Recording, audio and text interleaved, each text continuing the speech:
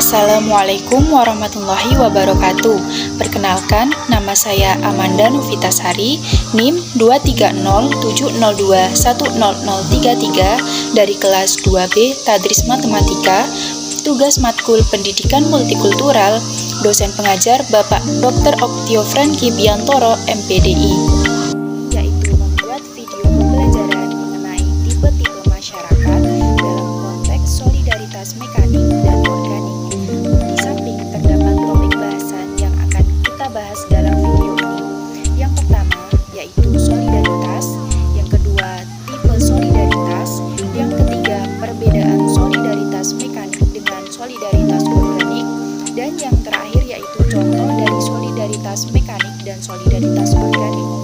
Langsung saja ke topik bahasan yang pertama, yaitu solidaritas. Pengertian dari solidaritas sendiri bisa dikatakan sebagai perasaan simpati, keinginan mengikat diri dalam sebuah kebersamaan, rasa satu padunya kepentingan, rasa empati untuk menjadi bagian anggota dari strata sosial yang sama. Bisa juga diartikan sebagai perasaan kelompok sosial yang terbentuk atas kepentingan yang sama. Yaitu tipe solidaritas. Emile Durkheim sangat tertarik dengan perubahan cara di mana solidaritas sosial dalam masyarakat terbentuk. Dengan istilah lain, ialah perubahan cara di mana masyarakat bertahan dan bagaimana anggotanya melihat diri mereka sebagai bagian yang utuh. Untuk menyimpulkan bagian-bagian ini, Emile Durkheim membagi dua tipe solidaritas, yaitu mekanik dan solidaritas organik. Solidaritas mekanik. Masyarakat yang memiliki ikatan dalam ciri solidaritas mekanik menjadi satu padu karena seluruh orang dalam solidaritas tipe ini adalah generalis atau umum. Ikatan solidaritas dalam masyarakat yang memiliki karakter seperti ini umumnya terjadi karena mereka ikut terlibat dalam aktivitas yang serupa dan memiliki tanggung jawab yang sama. Di samping terdapat gambar contoh solidaritas mekanik. Solidaritas organik. Sementara itu, kebalikannya dari masyarakat yang mempunyai ikatan solidaritas mekanik, di mana masyarakat dalam ciri solidaritas organik bertahan bersama, justru dengan perbedaan yang berada di dalamnya, dengan fakta bahwa semua orang memiliki pekerjaan dan tanggung jawab yang berbeda.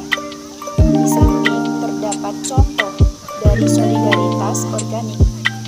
Perbedaan solidaritas mekanik dan solidaritas organik. Solidaritas organik. Pada ciri solidaritas organik memiliki tingkat persaingan antar individu tinggi dan kompleks dalam berkompetisi. Hal ini diakibatkan akan adanya kehidupan masyarakatnya yang lebih kompleks. Solidaritas mekanik. Sementara dalam masyarakat yang memiliki ciri solidaritas mekanik, ia memiliki kecenderungan mempunyai kesadaran kolektif yang lebih tinggi dan kuat. Kesadaran kolektif tersebut ialah norma, pemahaman, dan kepercayaan bersama. Yang terakhir yaitu contoh solidaritas mekanik dan solidaritas organik. 1. Solidaritas mekanik. Pada kehidupan sehari-hari, contoh solidaritas mekanik bisa kita jumpai loh. Misalnya, tetangga kita lagi tertimpa musibah akibat adanya bencana alam maupun sebab lainnya. Maka, seluruh warga secara sukarela akan bahu-membahu untuk memberikan pertolongan. Walaupun di sini hampir tidak ada pembagian kerja, namun beberapa warga bisa melakukan suatu pekerjaan sehingga pekerjaan menjadi ringan dan cepat selesai. Di samping terdapat gambar dari solidaritas mekanik. Dapat dipahami bahwa mereka saling bahu-membahu untuk mendorong gerobak agar terasa lebih ringan. 2. Solidaritas organik.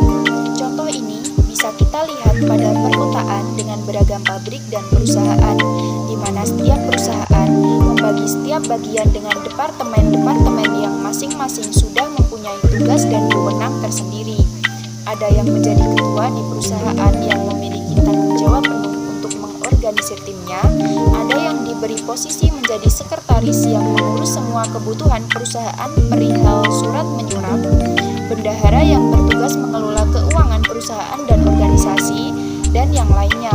Di samping terdapat contoh dari solidaritas organik. Demikian Sekian pembahasan yang dapat saya sampaikan, semoga bermanfaat. Kurang lebihnya mohon maaf. Wassalamualaikum warahmatullahi wabarakatuh.